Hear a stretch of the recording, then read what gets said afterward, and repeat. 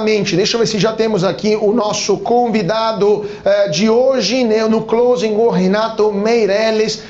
Se ele está aqui conosco, sim, está conosco. Muito boa tarde, Renato, e muito bem-vindo ao Closing aqui na BMC. Bom dia, é um prazer enorme estar aqui com vocês. Renato, você que é CEO da Locomotiva, né? A Locomotiva acabou de divulgar uma pesquisa, estou aqui com ela, muito interessante por sinal, pesquisa sobre o comportamento do brasileiro no setor bancário de meios de pagamentos. O que a gente pode destacar dessa pesquisa? Qual que é o comportamento do brasileiro? O que está mudando no comportamento do brasileiro, especialmente após a chegada do Pix, né? Que revolucionou de fato a vida do cidadão e o jeito dele pagar? Nós tivemos um fenômeno bastante interessante dentro dessa tragédia que foi a pandemia do Covid-19. Em primeiro lugar, foi o aumento da bancarização, que se deu basicamente para que milhões de brasileiros passassem a ter acesso ao auxílio emergencial.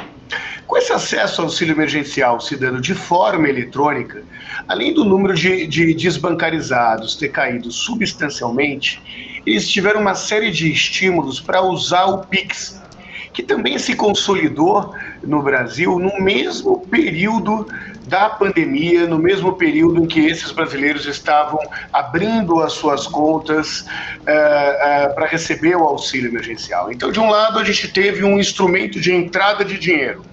Isso aumentou as contas e as contas digitais. Do outro lado, a forma mais fácil que esse dinheiro, para utilizar esse dinheiro, era sair da conta através do Pix. Isso fez com que milhões de brasileiros que não tinham conta em banco, que não estavam acostumados aí a utilizar meios eletrônicos de pagamento para conseguir honrar com as suas dívidas, para conseguir pagar as suas contas, honrar com as suas dívidas, comprar produtos do dia a dia, passassem a utilizar o Pix quase tanto quanto utilizam o dinheiro. Perfeito. Isa, sua pergunta para o nosso convidado. Olá, Renato, boa tarde para você. Em 2021, 34 milhões de brasileiros ainda não tinham acesso a bancos no país. Você falou aí que a pandemia veio para contribuir com este número, mas nessa pesquisa que vocês fizeram recentemente, mostra exatamente ali perfil de homens, mulheres, né, a idade, faixa etária. O que vocês podem dizer em relação a esses números, né, de tanto do feminino ou masculino, os números também de idades, né? Isso democratizou mais a pandemia por conta do Pix? Sem dúvida nenhuma, né? Como você bem disse, o que a gente tem é uma inclusão de 35 milhões de CPFs no sistema financeiro de antes para a pandemia para cá.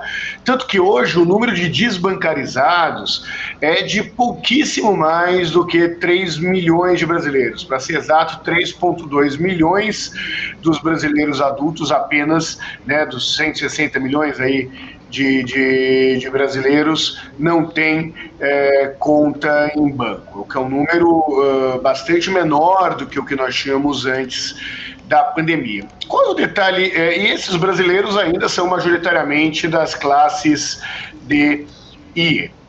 Agora, a pesquisa apontou um outro fator bastante interessante, que é o fato de termos 17% ainda dos brasileiros adultos, o que equivale a 28 milhões de pessoas que, mesmo tendo conta em banco, ainda não movimentam, não fazem transações financeiras com frequência. O que a gente chama de subbancarizados. São pessoas que, tudo bem, usam aí, recebe o dinheiro, muitas vezes saca o dinheiro todo e continua fazendo movimentação em dinheiro. E o que isso nos mostra?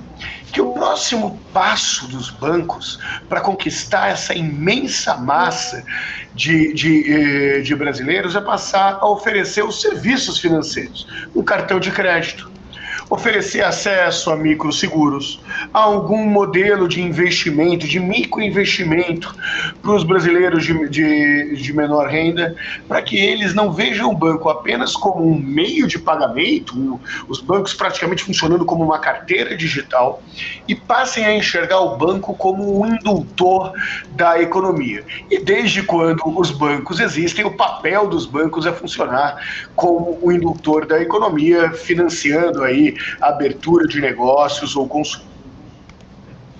Perfeito. Então, agradecemos muitíssimo Renato Meirelles, presidente do Locomotiva, por ter estado conosco hoje aqui no Closing da BMC. Muito obrigado, Renato.